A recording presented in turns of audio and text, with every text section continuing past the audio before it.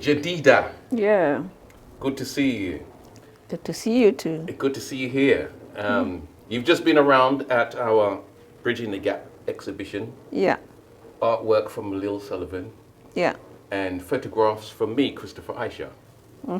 Yes. Could you tell us how you are feeling and what's buzzing around in your mind after seeing what you've seen?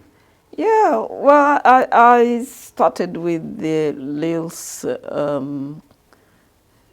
shrine, I think that she has shrine. Uh-huh. And they're very interesting Should we go over there? pictures. Should we go over there? Yeah, Pictures let's go over there. there. As you remember, I identified mother and child there, which was interesting, and the lamp, and all the scriptural sort of representation, all embedded in the family as a unit, and that's quite important because even biblically, family is an important element. We're always told to honor our parents, honor your mother and father, and all your days will be longer numbered. So that was quite interesting, and then I you introduced me while Lil was away to the way she picks items, local items, and creates those artifacts, and some of them Icons. I'm making them as icons. icons. Yeah. Yeah. I was going to actually say if they were really tiny little icons, that would really be, Yeah, good idea. Yeah, because then you can just, I think that's what I feel. Then you can sort of have that relationship with that little icon, focusing on it. Yeah. But it was all really quite good, and the ancestral part of her work is one that is interesting because for me, if you can link your life to the past, you would be very surprised at what our ancestors did. Yeah. That actually makes us who we are Today. So you like that part? So I like that part. So I like and but the photography as well. That really took me in because it reminded me 8 years ago when I first arrived in Brixton, and all I could see, I wondered, I about 10% of the people I was seeing on the street had some kind of need. Either they were homeless, or they had a mental illness, or there was just something that was there that you felt these people need help. And that was shocking to you? And that was shocking to me. It was shocking because where I'd come from, we don't see that. Where did you come from? So because I live in Kent, and you don't see that.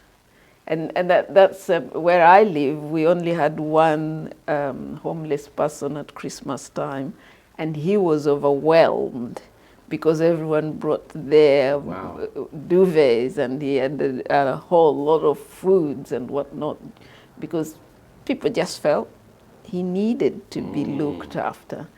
But here I come, and I have a different picture of Brixton, and I'm thinking, well, what's happening here? Why isn't there support? Why isn't there a need?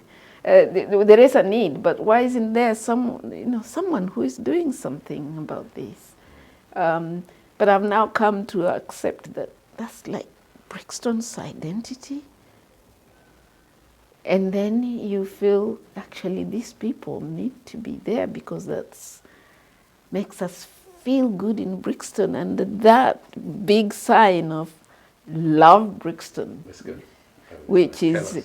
Show which us. is Love Brixton. Ah, Yeah, I won't tell you where I see it. I still see it when I'm in Brixton. yeah. It just makes you smile because once you're in Brixton, you just love Brixton. It grows on you. Brixton grows on you, and you want to do something. But isn't about that it. strange that it grows on us, yet there's still all that pain and misery, but we love Brixton. There's nowhere like it. There's nowhere like Brixton, and I think if you live in London and you haven't been in Brixton, you haven't been to London, actually, Wow. in my mind. But yeah, so it's fantastic. But if you go around, Yeah. you find the new and the younger generation. Aye. The younger side. Yeah, the new and the younger side of Brixton, and you see there's a difference. Tell us about the difference that you see. Because these are people who are going somewhere. They are on their way to somewhere. There are a few smiles here, and you can see young people are smiling, which is different from the misery that we had on the other side. And I tell you what I love about Brixton. Yeah. One of the things I love about Brixton is the artistic nature of the people in Brixton. And you see it in the wonderful graffiti artists that you can see on the street. Yes. And it's absolutely fantastic. So you like that? You like the I graffiti? love the graffiti. Because I don't think the council likes it very much. Well, tough, but it's a fantastic thing. But you know that park across there where they do a lot of what is it? The young people's skate park. Yeah, yeah.